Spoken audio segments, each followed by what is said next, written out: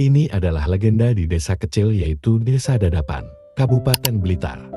Legenda Gong Kiai Prada, pusaka penakluk angkernya hutan Lodaya Blitar, ritual jemasan Gong Kiai Prada, telah menjadi salah satu warisan budaya tak benda dari Kabupaten Blitar. Legenda gemelan tersebut menjadi cerita tutur yang mengakar dalam budaya wilayah Mataram dan berkembang hingga kini. Legenda Gong Kiai Prada bersumber dari buku upacara tradisional Siraman Gong Kiai Prada di Kabupaten Dati II Blitar, Jawa Timur, cabang Dinas Pariwisata Daerah, Provinsi Daerah Tingkat 1 Jawa Timur di Madiun, tahun 1995 halaman 1-5. Tersebutlah dalam kisah antara tahun 1704 sampai tahun 1719 Masehi di Surakarta.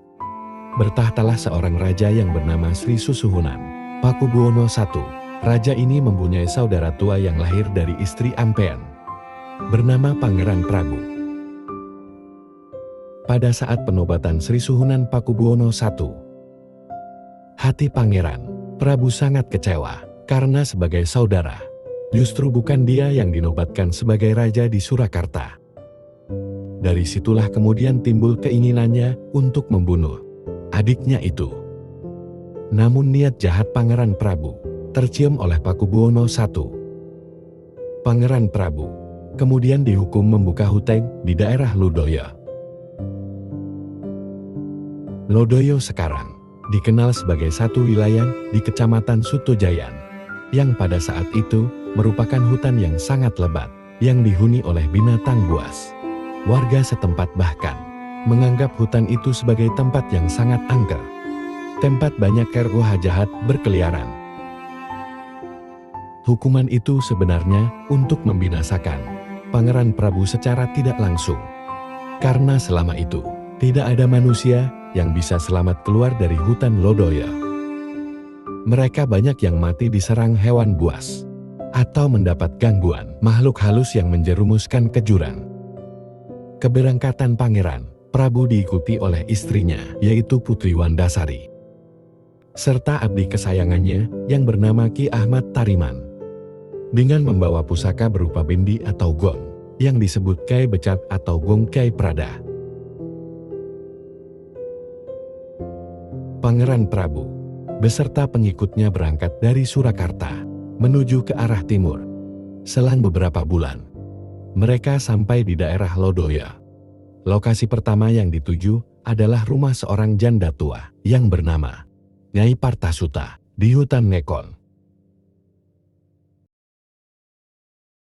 Pangeran Prabu yang masih merasakan kesedihan mendalam ingin petapa di hutan Pakel, wilayah Lodaya Barat.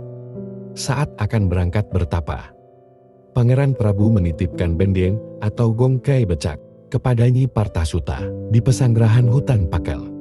Hati Pangeran Prabu tetap tidak tenang. Pada saat dia akan meninggalkan tempat itu, namun pakaiannya tetap ditinggalkan di padepokan hutan Pakel. Sampai sekarang tempat itu masih dikeramatkan oleh penduduk setempat dan sekitarnya. Dari pesanggrahan Pakel, Pangeran Prabu menuju ke arah barat. Namun tidak lama berselang, mereka bertemu dengan para prajurit utusan kerajaan Surakarta, yang akhirnya timbul perselisihan dan terjadilah peperangan yang dimenangkan oleh Pangeran Prabu. Setelah keadaan dianggap aman, Pangeran Prabu masih menunggu di Bukit Gelung karena kemungkinan masih ada prajurit Surakarta yang datang kembali. Setelah dirasa sudah betul-betul aman, Pangeran Prabu melanjutkan perjalanannya menuju ke arah barat, yaitu ke hutan Teluk, yang sekarang disebut Besangrejo. Di tempat ini Pangeran Prabu memangkas rambutnya, yang kemudian rambut itu ditanam bersama dengan mahkota kebangsawanannya. Tempat penanaman itu sampai sekarang masih dikeramatkan oleh penduduk setempat dan sekitarnya. Pangeran Prabu lalu melanjutkan perjalanannya menuju hutan Dauhan. Di tempat itu dia membuka ladang pertanian dengan menanam padi gagah. Namun karena tanahnya pusat atau tidak subur, sehingga tanaman padi gagah tersebut tidak dapat dipanen dan akhirnya tempat itu diberi nama Gagah Wurung. Dari Gagah Wurung, perjalanan dilanjutkan menuju ke arah timur dan sampailah mereka di hutan Darungan. Di tempat ini istrinya melahirkan seorang putra, namun putra tersebut tidak berumur panjang karena meninggal dunia dan dimakamkan di Gunung Pandan, di sebelah utara Gunung Bebek.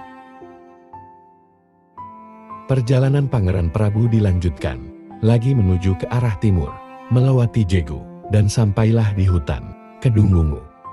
Beberapa bulan di tempat ini, Nyiwandasari akhirnya hamil. Oleh Pangeran Prabu, istri diajak naik ke gunung di Kaulon. Dan disinilah Nyiwandasari melahirkan putra kembar.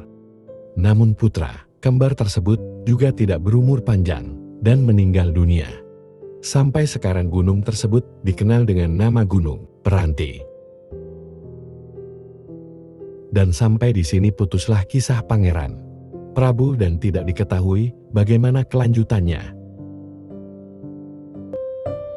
Terima kasih sudah menonton sampai akhir.